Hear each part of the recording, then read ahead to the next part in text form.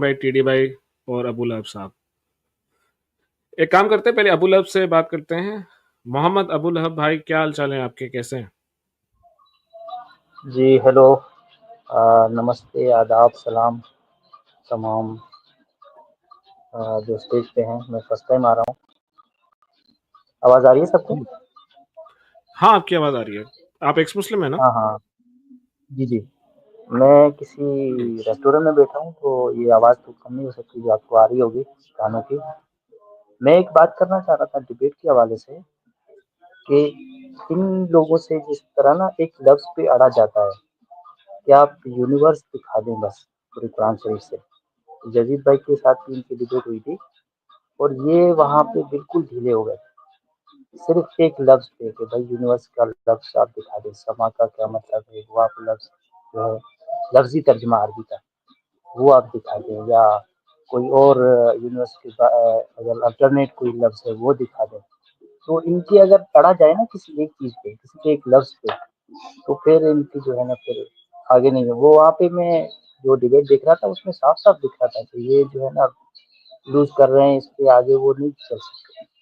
तो अगर इनको आदम भाई और यजीद भाई की तरह एक लफ्ज़ से रोका जाए, तो यहाँ से ही जो है वो देखने वालों को भी पता चल जाता है और उनको भी थोड़ी समझ में आती है कि हाँ, हम यहीं पे कुछ गलती कर रहे हैं।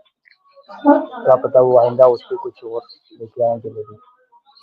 सर, देयर इज देखो, बात यह है कि जो अरबी के अंदर यूनिवर्स का वर्ड है ना, वो है कौन। ठीक है, अल कौन। और वो कहीं पे भी नहीं है कुरान वर्ड में। कौन कुरान के अंदर नहीं आया। सही है। और हुँ। ये यजीद भाई से मैंने इसके ऊपर पहले, बहुत पहले डिस्कशन की थी इस वर्ड के ऊपर।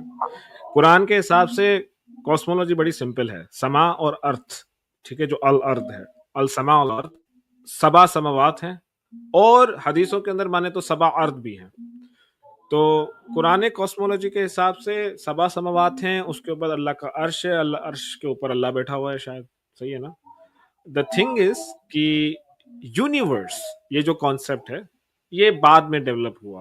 ये कुरान बहुत के अंदर बात कुछ का नहीं है है। इसका। जी, जी। बहुत और बात ये है, जो हाँ। 7 आसमान है या जो 7 हेवन, ये तो बहुत पीछे से कोई चला आ रहा है ना। कोई पिछले जो रोमन एम्पायर है, उससे पहले इजिप्शियन, और उससे पहले जो भी उनकी साइंस होती थी, अरिस्टोटल की या टॉलमी की, या जो भी यूनिवर्स का कॉन्सेप्ट वो बताते थे। तो वहाँ पे उनकी जो मिथोलॉजी है जिसको कहेंगे, वहाँ से आ रहा है ये सब।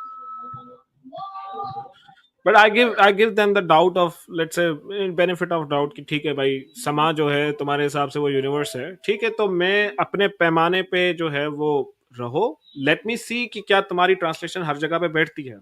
अगर आपने मेरी डिबेट देखी हो तो लास्ट टाइम मैंने कुरान से दलील दी कि समा का मतलब कोई यूनिवर्स नहीं होता है। समा बेसिकली उस चीज को कहते हैं जहां से पानी उतरता है। कुरान की आयत है, क्योंकि अल्लाह हुँ, कहता है कि मैंने समा से पानी उतारा। आप देखें, यूनिवर्स से तो पानी उतरता नहीं है। ठीक है ना?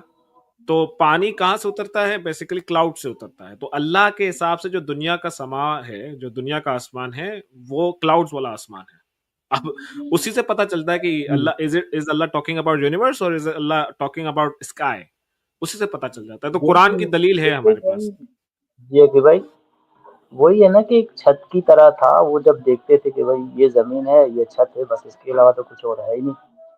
तो ऊपर से जो अ, भी आ रहा है उसको वो लिख दो कि भाई ऊपर से ये आ रहा है, तो ये कोई अल्लाह कर रहा है, कोई ये कर रहा है। इससे पहले कोई देवताओं राइट का राइट राइट। कॉन्सेप्ट था, फिर अल्लाह का कॉन्सेप्ट आ गया। और ये जो मुनी साहब जैसे अच्छा। हैं अभी, ये एक-दूसरे को ही कॉपी करते हैं ना। एक-दूसरे की बात सुनते हैं कि अच्छा इसने ये दलील दी है यहाँ पे, तो अब इसी को लेके जो है ना चलते हैं। क्या पता कोई लूप होल मिल जाए, कोई गॉड्स ऑफ गैप्स मिल हाँ, जाए तो वहाँ पे किसी को ज़ेर करें। तो यही करते ये हैं।